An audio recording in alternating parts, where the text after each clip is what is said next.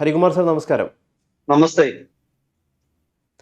Donald ട്രംപിന് നേരെ വധശ്രമം നടന്നു എന്ന വാർത്തകൾ പുറത്തു വരികയാണ്. ഇക്കഴിഞ്ഞ നാറ്റോ സമ്മേളനത്തിൽ തുർക്കിയിലേക്ക് ഡൊണാൾഡ് ട്രംപ് സന്ദർശിച്ചത് പ്രസിഡൻഷ്യൽ എയർക്രാഫ്റ്റിലല്ല, അല്ലെങ്കിൽ അദ്ദേഹത്തിൻ്റെ വിമാനത്തിലല്ല, അത് ഖത്തർ നൽകിയ വിമാനത്തിലാണ്. അപ്പോൾ ഇതിൽ വലിയൊരു സുരക്ഷാ വീഴ്ച ഉണ്ടായിട്ടുണ്ട് എന്നാണ് വിലയിരുത്തലുകൾ പുറത്തു വരുന്നത്. ഇതിന് പിന്നിൽ ഒരു വധശ്രമമായിരുന്നു, ട്രംപിനെ അങ്ങ് തട്ടിക്കളയാന്നുള്ളതായിരുന്നു ഉദ്ദേശം. എന്തുകൊണ്ടാണ് പ്രസിഡൻഷ്യൽ വിമാനത്തിലല്ലാതെ ഖത്തർ നൽകിയ ഈ വിമാനത്തിൽ ട്രംപിന് സന്ദർശിക്കേണ്ടി വന്നത്? ഇത് നേരത്തെ തന്നെ അമേരിക്കൻ അവിടുത്തെ പ്രധാനപ്പെട്ടുള്ള ട്രംപിൻ്റെ ഉദ്യോഗസ്ഥർക്ക് അറിയാൻ മേലായിരുന്നു. എങ്ങനെയാണ് അങ്ങ് വിലയിരുത്തുന്നത്? ഇത് യഥാർത്ഥത്തിൽ വധശ്രമം തന്നെയായിരുന്നോ? അമേരിക്കയില് വിവാദത്തിന്റെ ഒരു കൊടുങ്കാറ്റ് വീശുകയാണ് ഇപ്പോൾ. ഈ കഴിഞ്ഞ ദിവസം ന്യൂയോർക്ക് ടൈംസ് ഞെട്ടിപ്പിക്കുന്ന ഒരു വാർത്ത പുറത്തുവിട്ടു. ഇംഗ്ലീഷിൽ പറഞ്ഞാൽ ന്യൂയോർക്ക് ടൈംസ് ഡ്രോപ്ഡ് എ ബോംബെൽ എന്നാണ് വിദേശ മാധ്യമങ്ങളൊക്കെ പറയുന്നത്. അതായത് ഇപ്പോൾ ഗൗതം പറഞ്ഞതുപോലെ അമേരിക്കൻ പ്രസിഡന്റ് ഡൊണാൾഡ് ട്രംപ് സഞ്ചരിക്കുന്നത് എയർഫോഴ്സ് 1 എന്ന പ്രത്യേക വിമാനത്തിലായിരുന്നു. അത് ബോയിങ് VC-25 എന്ന ഒരു വിമാനമാണ്. അത് ബോയിങ് VC-25 എന്നത് ബോയിങ് 747-81 മാറ്റിയെടുത്ത, രൂപാന്തരപ്പെടുത്തി അതൊരു സൈനിക ഗ്രേഡ് വിമാനമാക്കി മാറ്റിയെടുത്ത ഒരു വിമാനമാണ്. അതിലാണ് പ്രസിഡന്റ് സഞ്ചരിക്കുന്നത്. പ്രസിഡന്റ് ആ വിമാനത്തിൽ സഞ്ചരിക്കുന്ന സമയത്ത് ആ വിമാനത്തിന് പറയുന്ന പേരാണ് എയർഫോഴ്സ് 1 ആണ്. അങ്ങനെ ഉള്ള വിമാനത്തിൽ സഞ്ചരിക്കേണ്ട, അദ്ദേഹത്തിന്റെ സുരക്ഷയുടെ എല്ലാ രീതിയിലുമുള്ള പഴുതടച്ചുള്ള സുരക്ഷാ സംവിധാനങ്ങളുള്ള എയർഫോഴ്സ് 1ൽ സഞ്ചരിക്കേണ്ട ഡൊണാൾഡ് ട്രംപ് നാറ്റോയുടെ സമ്മേളനത്തിൽ പങ്കെടുക്കാനായിട്ട് തുർക്കിയിലേക്ക് പോയത് ഖത്തർ അദ്ദേഹത്തിന് സംഭാവന നൽകിയ ഒരു ലക്ഷറി എയർക്രാഫ്റ്റ് ഉണ്ട്. അതും ബോയിങ് 747 ആണ്, ആ വിമാനമാണ്.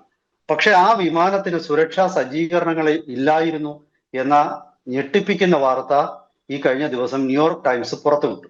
അത് അവരുടെ എക്സ്ക്ലൂസീവായി. ആ വാർത്ത ന്യൂയോർക്ക് ടൈംസ് പ്രസിദ്ധീകരിക്കാൻ പോകുന്നു എന്ന് federal bureau of investigation FBI സൂചന കിട്ടിയ പ്രകാരം ആ വാർത്ത പ്രസിദ്ധീകരിക്കുന്നത് തടയാൻ വേണ്ടിയിട്ട് അവർ ശ്രമിച്ചു. പക്ഷെ നടന്നില്ല. ന്യൂയോർക്ക് ടൈംസ് ആ വാർത്ത പ്രസിദ്ധീകരിക്കുക തന്നെ ചെയ്തു. അങ്ങനെയുള്ള അത് അമേരിക്കൻ പ്രസിഡന്റിന്റെ സുരക്ഷാ സംവിധാനത്തിലെ പിഴവുകൾ ഈ വാർത്ത ലോകത്തിന് മുന്നിൽ കൊണ്ടുവന്നു എന്ന് ആയിരുന്നു FBI ആരോപണം. മാത്രമല്ല, അമേരിക്കയുടെ നിലവിലുള്ള പ്രസിഡന്റിന്റെയും രാജ്യസുരക്ഷാ നിയമം അനുസരിച്ച് ന്യൂയോർക്ക് ടൈംസിന്റെ ഈ വാർത്ത, എക്സ്ക്ലൂസീവ് വാർത്ത പ്രസിദ്ധീകരിച്ച ലേഖകനോട് അയാളുടെ സോഴ്സ് രഹസ്യമായിട്ട് ഫെഡറൽ സുപ്രീം കോടതിന് മുന്നിൽ വെളിപ്പെടുത്തണം എന്നും ഇപ്പോ FBI ആവശ്യപ്പെട്ടിട്ടുണ്ട്. ന്യൂയോർക്ക് ടൈംസ് തൽക്കാലം അതിന് തയ്യാറായിട്ടില്ല, സോഴ്സിനെ വെളിപ്പെടുത്താനായിട്ട്. എന്തായാലും ശരി, അമേരിക്ക ആകെ വിവാദത്തിന്റെ കൊടുങ്കാറ്റ് കത്തിപ്പടരുകയാണ്. ഈ വിമാനത്തിൽ തുർക്കിയിൽ എത്തിയ ട്രംപ് പെട്ടെന്ന് തന്നെ ട്രംപിന്റെ സീക്രട്ട് സർവീസും സെക്യൂരിറ്റി ടീമും അപകടം തിരിച്ചറിയുകയും തിരിച്ച് ട്രംപ് ഈ സമ്മേളനം കഴിഞ്ഞിട്ട് തുർക്കിയിൽ നിന്നും തിരികെ പോയത്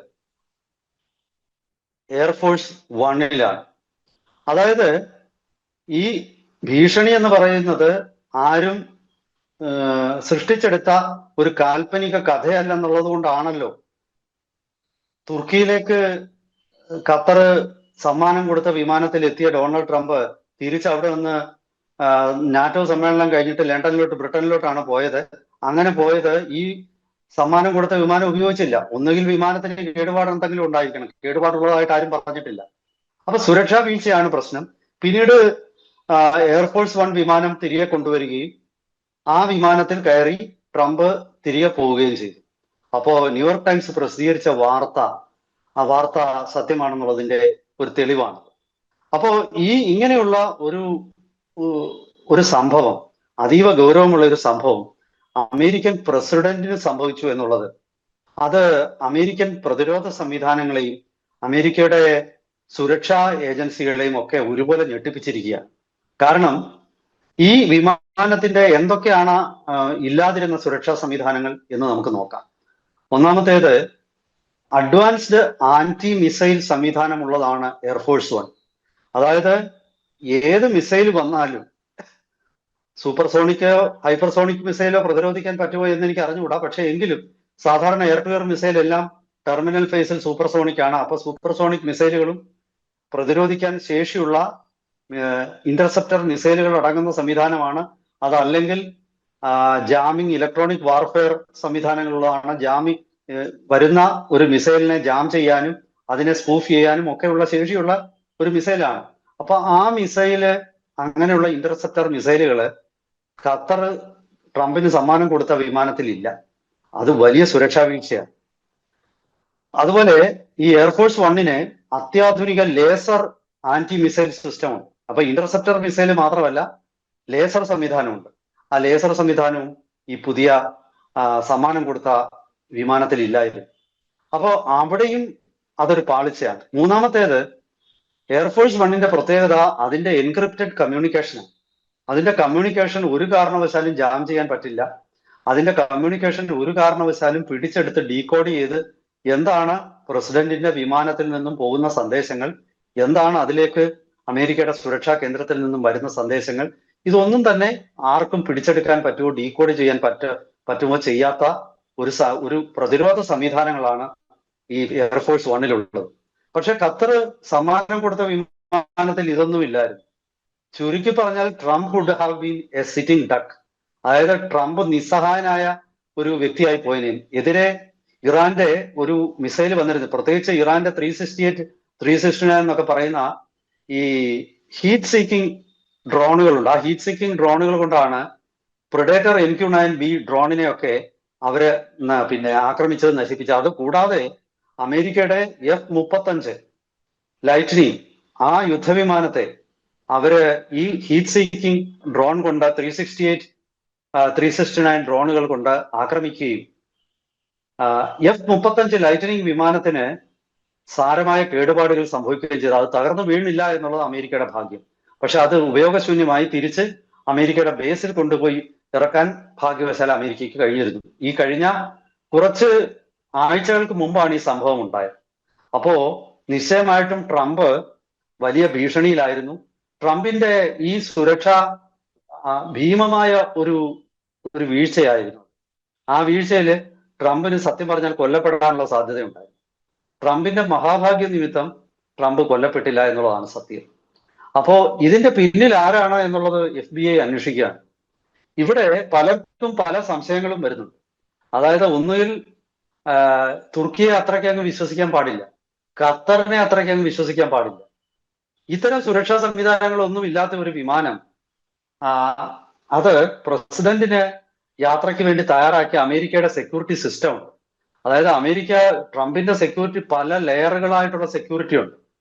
അദ്ദേഹത്തിന്റെ പേഴ്സണൽ FBI തൊട്ട് CIA, അതുപോലെ സ്പെഷ്യൽ സീക്രട്ട് സർവീസ്, ഇങ്ങനെ പല തട്ടുകളായിട്ട് വന്ന ആ സെക്യൂരിറ്റി സംവിധാനങ്ങളെ ഒക്കെ വെട്ടിച്ചുകൊണ്ട് ഈ വിമാനത്തിന് ഇത്തരം മിസൈൽ പ്രതിരോധ സംവിധാനങ്ങളൊന്നും ഇല്ലായിരുന്നു എന്നത് നമുക്ക് സാധാരണ നമ്മുടെ ഇന്ത്യയുടെ പ്രതിരോധ സംവിധാനം പോലും ഇതിൽ എത്രയോ മെച്ചമാണെന്ന് നമുക്ക് തോന്നിയിട്ടു. പ്രധാനമന്ത്രി നരേന്ദ്രമോദി സഞ്ചരിക്കുന്ന ഒരു വിമാനത്തിന് ഇത്തരം ഒരു വിമാനത്തെ കയറി അദ്ദേഹം പോകുന്നത് സങ്കല്പിക്കാൻ പോലും പറ്റില്ല. പക്ഷേ ഡൊണാൾഡ് ട്രംപിന് അത് സംഭവിച്ചു. അതിന്റെ പിന്നിൽ അമേരിക്കയിലുള്ള ചില ശക്തികളും അതുപോലെ മറ്റു പല രാജ്യങ്ങളും ഉൾപ്പെട്ടിരിക്കാമെന്നാണ് ഇപ്പോഴത്തെ സംശയം. ഇവിടെ തുർക്കി, അതുപോലെ ഖത്തർ, ഇറാൻ, ഈ 3 രാജ്യങ്ങളും സംശയത്തിന്റെ നിഴലില്ല. കാരണം ഈ വിമാനം ഖത്തർ കൊടുക്കുമ്പോൾ ഈ വിമാനത്തിന്റെ പ്രത്യേകതകൾ ഇനി ഖത്തർ എന്തെങ്കിലും മറച്ചു വെച്ചിരുന്നോ? അങ്ങനെ മറച്ചു വെച്ചാൽ തന്നെ അമേരിക്കയുടെ സെക്യൂരിറ്റി ഏജൻസീസിന് അത് കണ്ടുപിടിക്കാൻ പറ്റുന്നതല്ലേ. അപ്പോൾ ഈ വിമാനം പ്രത്യേകം സൂക്ഷിക്കുകയും നിരന്തരമായി അത് മെയിൻറ്റെയിൻ ചെയ്യുകയും ചെയ്യുന്ന ഒരു ടീം ഉണ്ടായിരിക്കുമല്ലോ. ആ ടീമിന്റെ ശ്രദ്ധയിൽ ഇതൊക്കെ പെട്ട് കാണുമല്ലോ. എന്തുകൊണ്ടാണ് ആ ടീം റിപ്പോർട്ട് ചെയ്തില്ലേ? റിപ്പോർട്ട് ചെയ്തെങ്കിൽ എന്തുകൊണ്ടാണ് ആ റിപ്പോർട്ട് ഗൗരവമായിട്ട് എടുക്കാതിരുന്നത്? അതീവ ഗൗരവമായ പ്രശ്നങ്ങളാണ് ഈ ഒരു വിഷയം ഉയർത്തുന്നത്. ഞാൻ ആദ്യമേ പറഞ്ഞതുപോലെ ഇത് അത്ര യാദൃശ്ചികമായിട്ട് സംഭവിച്ചാണെന്നൊന്നും പറഞ്ഞ് തള്ളിക്കളയാൻ പറ്റത്തില്ല. ഇത് കാൽപ്പനികമായ ഒരു ഗൂഢാലോചന സിദ്ധാന്തമാണെന്ന് പറഞ്ഞ് തള്ളിക്കളയാൻ പറ്റില്ല. കാരണം ഗൂഢാലോചന സിദ്ധാന്തം അല്ലാത്തത് കൊണ്ടാണ് ട്രംപിന് തിരിച്ചു പോകാൻ വീണ്ടും പഴയ എയർഫോഴ്സ് വൺ കൊണ്ടുവന്നത്. ഇതിൽ അൾട്രാ ലക്ഷറി ആണെന്നാണ് പറയുന്നത്. അതായത് നമുക്ക് അറിഞ്ഞുകൂടാ എന്തൊക്കെ ലക്ഷറി സംവിധാനമാണ്. ഈ ട്രംപിന്റെ ഏത് വിമാനത്തിലും ഒരു ചലിക്കുന്ന ബാറ് കാണും, മറ്റു രീതിയിലുള്ള വിശ്രമിക്കാനുള്ള സംവിധാനങ്ങൾ കാണും, പിന്നെ അങ്ങനെയൊക്കെയുള്ള ലക്ഷറി സംവിധാനങ്ങൾ എല്ലാത്തിലും കാണും. പക്ഷെ ലക്ഷറി അല്ല അവിടുത്തെ പ്രശ്നം. അവിടുത്തെ പ്രശ്നം എന്ന് പറയുന്നത് സുരക്ഷയാണ്. ഈ സുരക്ഷയില് കോംപ്രമൈസ് ചെയ്ത ഒരു വിമാനം, അത് മാത്രവുമല്ല, ഇവിടെ ഉള്ള ഒരു വലിയൊരു ചോദ്യം, ഖത്തർ പോലുള്ള ഒരു രാജ്യത്ത്, പ്രത്യേകിച്ച് ഇസ്ലാമിക് ബ്രദർഹുഡ് പോലുള്ള തീവ്രവാദ സംഘടനകൾക്ക് വലിയ സ്വാധീനമുള്ള ഒരു രാജ്യമാണ് ഖത്തർ. ആ ഖത്തറിൽ നിന്നും ഒരു വിമാനം അമേരിക്കൻ പ്രസിഡന്റിന് സമ്മാനമായിട്ട് കിട്ടുമ്പോൾ മുൻപിന് ആലോചിക്കാതെ അതേക്ക് ചാടിക്കേറി കറങ്ങി കിടക്കുക എന്ന് പറയുന്നത്, ട്രംപ് എന്ന് പറയുന്നത് ഒരു റിയൽ എസ്റ്റേറ്റ് ബിസിനസ്സുകാരൻ മാത്രമല്ല. അടിസ്ഥാനപരമായിട്ട് ഡൊണാൾഡ് ട്രംപ് ഒരു റിയൽ എസ്റ്റേറ്റ് ബിസിനസ്സുകാരനാണെങ്കിലും അതിനപ്പുറത്തേക്ക് അയാൾ ഇപ്പോ അമേരിക്കയുടെ പ്രസിഡന്റാണ്. അമേരിക്കയുടെ പ്രസിഡന്റ് ആയിട്ടുള്ള ഡൊണാൾഡ് ട്രംപാണ്. അല്ലാതെ ട്രംപ് ഇൻവെസ്റ്റ്മെന്റിന്റെയോ ട്രംപ് കോർപ്പറേഷന്റെയോ ഒന്നും ചെയർമാനായിട്ടുള്ള ട്രംപ് അല്ല. ഇങ്ങനെ ഒരു വ്യക്തിക്ക് ഇങ്ങനെ ഒരു സംഭവം, ഒരു ദുരന്തം സംഭവിച്ചാൽ അത് പല തെറ്റിദ്ധാരണകൾക്കും ഇടയാക്കും. ഇപ്പൊ ട്രംപിന് നേരെ ഒരു ആക്രമണം നടന്ന ട്രംപ് കൊല്ലപ്പെടുക ആയിരുന്നിരിക്കട്ടെ, അമേരിക്ക നിശ്ചയമായിട്ടും ഇറാന് മേൽ ന്യൂക്ലിയർ ആയുധങ്ങൾ പ്രയോഗിക്കാൻ സാധ്യതയുണ്ടായിരുന്നു. ആ ന്യൂക്ലിയർ ബോംബുകൾ ഇറാനിൽ വീണ് പൊട്ടിയാൽ ഇറാന്റെ പരിസര പ്രദേശങ്ങളിലുള്ള രാജ്യങ്ങൾക്ക് പോലും അത് ബുദ്ധിമുട്ടുണ്ടാക്കുമായിരുന്നു. കാരണം അത്ര ദൂരവ്യാപകമായ പ്രത്യാഘാതങ്ങൾ ഉണ്ടാക്കാമായിരുന്ന ഒരു നീക്കമാണ് തുർക്കിയിൽ വെച്ച് നടന്നത്. അതുകൊണ്ട് തന്നെയാണ് ന്യൂയോർക്ക് ടൈംസിന്റെ ഈ വാർത്താ പ്രസിദ്ധീകരണം ഏത് രീതിയിലും തടയാനായിട്ട് അമേരിക്കയുടെ സുരക്ഷാ ഏജൻസികൾ ശ്രമിച്ചത്. അവരതിന് വഴങ്ങിയില്ല എന്നുള്ളത് അവരുടെ മാധ്യമധർമ്മം.